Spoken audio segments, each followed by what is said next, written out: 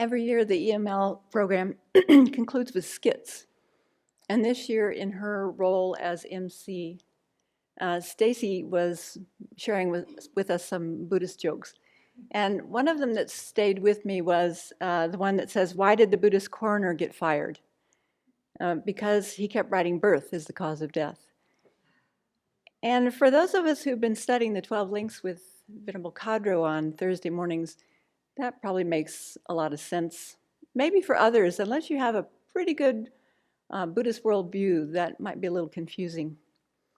While many people are reeling from the recent COVID surge and scenes from Afghanistan and some of the images that are coming across from climate change catastrophes, each one of us can steady ourselves by coming back to this basic Buddhist worldview of the Four Noble Truths.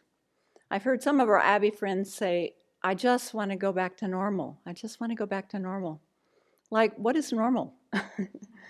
I wonder if what we really mean by saying that, and I've got myself saying it too.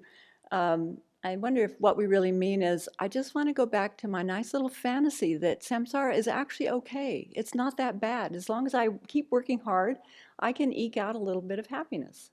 It's kind of really what we're saying and thinking, isn't it? But one of my favorite quotes from the middle scope of the Lamrim Chenmo says, "From beginningless time, we have been conditioned to believe that the wonders of cyclic existence are true sources of happiness, and we have habitually projected upon them a false image of beauty." And we know as soon as we project a false image of beauty, attachment follows right after that, doesn't it? So from the moment of our birth, we're exaggerating. We come in contact with pleasurable things, we exaggerate the happiness they can give us, and we cling to them. We don't want to let go of them. So I'll bet that pandemic has already revealed to many of us, other than the Buddha, Dharma, and Sangha, what our real refuges are, right? What we've been taking refuge in.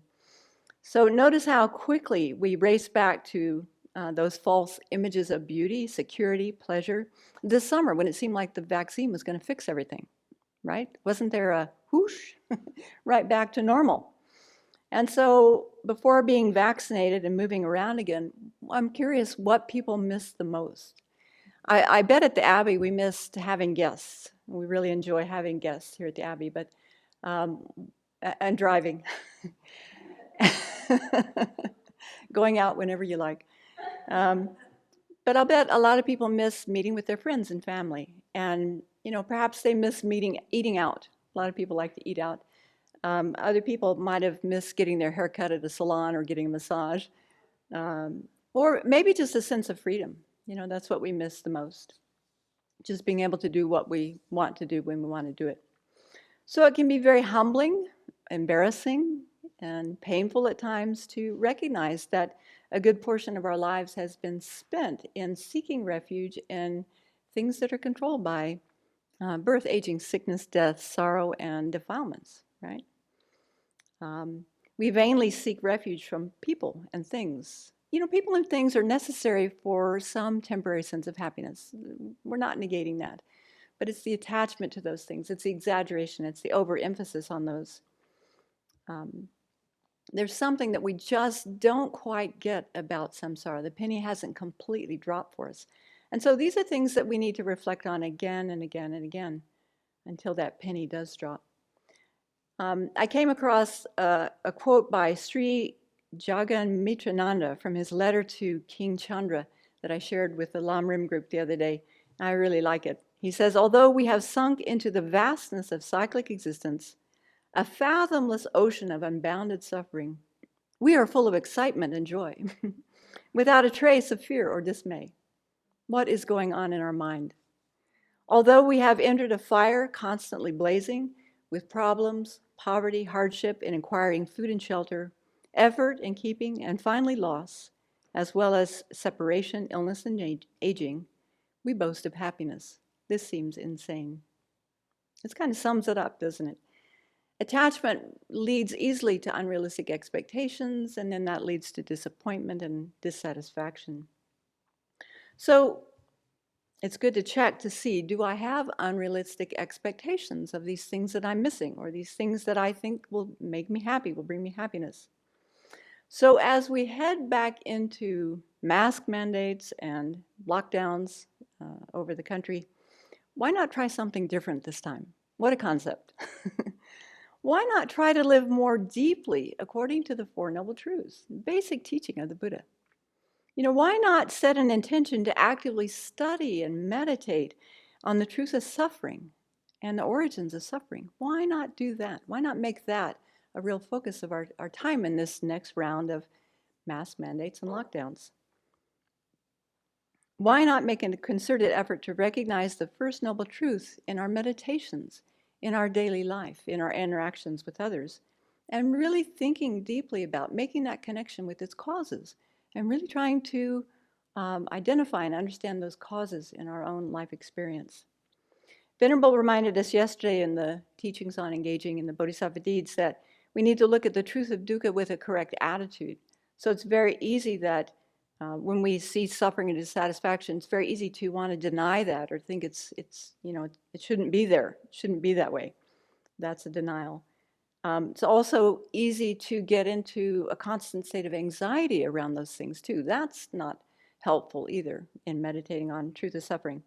But when we meditate on the truth of suffering or dukkha or unsatisfactoriness in a reasonable way, we come to the conclusion, this is just the way it is. As long as my mind is controlled by karma and afflictions, this is just the way it is. This is the way it's going to be. So then our mind can be really sobered by that reality and not anxious, not paranoid, but from that sober state, then we're more likely to really research what are the causes and aspire to get out of samsara, really checking to see how strong is my aspiration, how committed, and what percentage, how committed am I to actually overcoming dukkha and the causes of dukkha. And then really making effort to bring about cessations, temporary cessations and long-term cessations, really making that the meaning and the purpose of our life. Volume 3 of the Library of Wisdom and Compassion goes into beautiful detail about the Four Noble Truths. And the teachings that have already, that Venerable's already given are on the web. People can go back to them, review them, or hear them for the first time. It goes into a lot of good detail. So to really understand that true dukkha is to be understood. There's something we still don't get about it, right? We can get the gross part, but the more subtle aspects of true dukkha we just don't get.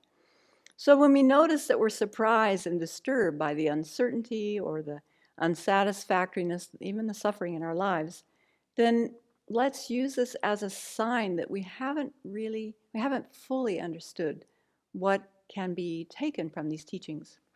And we can ask ourselves, how can I deepen my understanding of true dukkha? True origins are to be abandoned. True origins are karma and afflictions. Yeah, I know that. I've heard that many times. I've read it many times. I've taught it many times. And it's still difficult to fully integrate, isn't it? So how is it that we can reduce these afflictions and karma, negative karma, contaminated karmas? And then how is it that we can actually abandon them? Do we have faith that we can abandon them, bring about abandonments in our own mind stream? And which afflictions and unhelpful actions are we sincerely committed to working with in our lives right now? I appreciate that we're covering chapter 6 and engaging to the Bodhisattva's deeds on Thursday mornings, because anger, I think, is something that trips most of us up from time to time. And then true cessations are to be actualized. How can we actively deepen our understanding about emptiness and the teachings on wisdom, realizing emptiness? How can we bring that into our daily life so that it's not just a concept that we carry around with us? And then true paths are to be cultivated. So really being honest, how are my Lamrim meditations going? How fully am I engaging with this path?